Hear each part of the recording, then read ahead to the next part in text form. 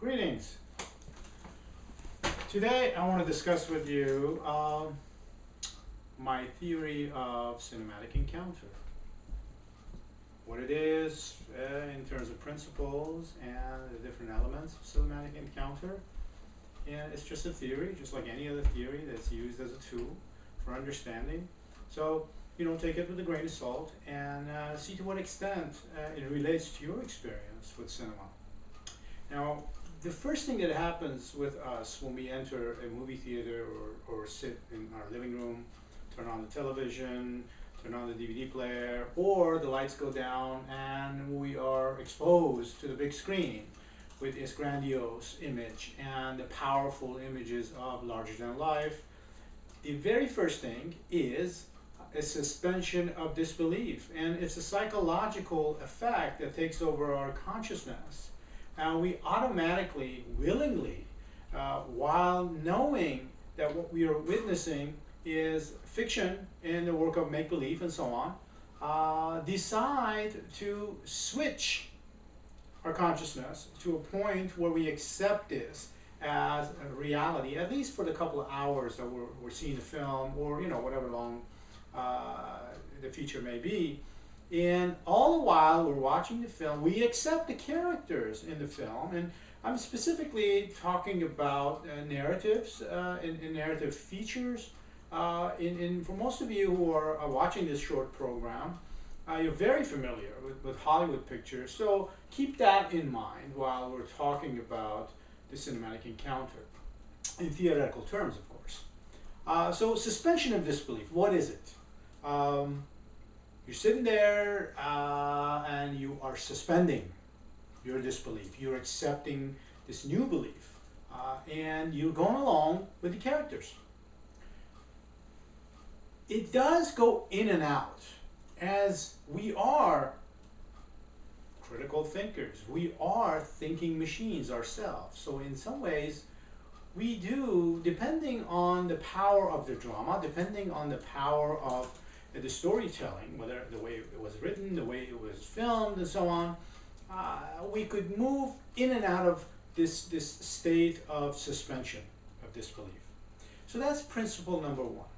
Principle number two, and by the way, as I discuss these four principles, we have to keep in mind, at least according to my theory, that they work in conjunction with one another. In other words, they're intertwined and they're always working in harmony with one another. Again, this is all relative and contingent upon the power of the film, the quality of the film, and so on, that we are experiencing. And the second principle is the principle of projection and identification. We look at the characters, we look at the themes, we listen to the dialogue, we listen to the music, we immerse ourselves into this world of cinematic reality, and we start looking for ourselves in these characters, or our own dreams and aspirations and desires in these themes that are presented to us, the premise of the film, the story of love, the story of betrayal, and so on. The principle of projection identification is very strong, and sometimes people are presented with a cognitive dissonance. They expect to find themselves in a film, they expect to identify with certain themes, and yet when they're experiencing the film, there's an absence of that identification, and this becomes problematic. So people do different things in response to the cognitive dissonance of encountering cinema. Some people talk themselves into identifying, and others get upset and they exit the suspension of disbelief, and they become extremely critical thinkers and viewers of cinema. The third principle is the principle of what I call public pedagogy.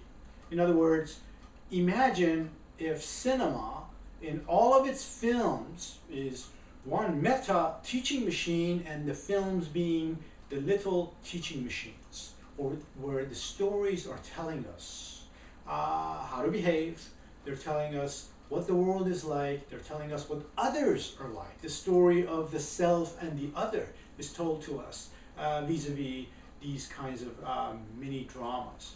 That oftentimes critics talk about the stereotypes, creating these embedded biases and perceptions and assumptions inside our psyches. And it's very true when you think about it deeply and listen to your own conscience.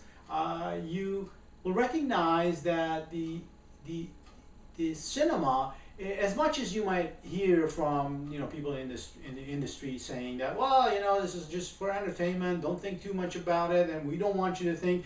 Precisely, they don't want you to think, because they want you to be immersed in the world, and it's a form of indoctrination that happens.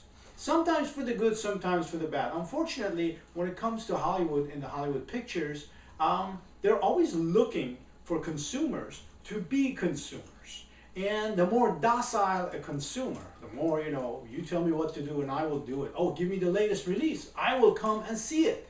The better for them, right? The people in the industry. So we have to be very careful about the teaching machine and the principle of public pedagogy. But we can subvert it. We can, with a critical eye, with an educated mind, going into these movies and take the good and separate the bad from it and describe the ugly. Finally, the final principle is the principle of polyvalence, which really speaks to what I just discussed in terms of us taking what we want from the film.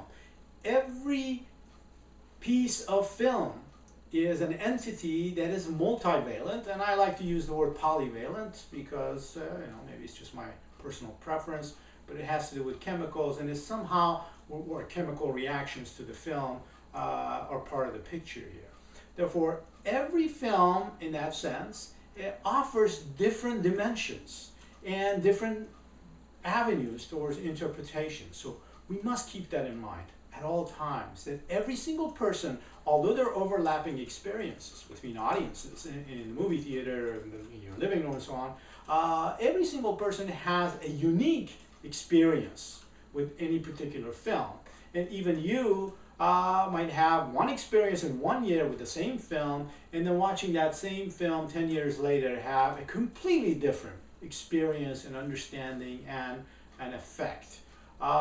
So the principle of polyvalence is something that is happening as soon as the movie starts, and while the movie ends, it is still kicking in, and when you leave the theater or your living room, you're working with it. So those are the four major principles of cinematic encounter, at least according to my theoretical musings.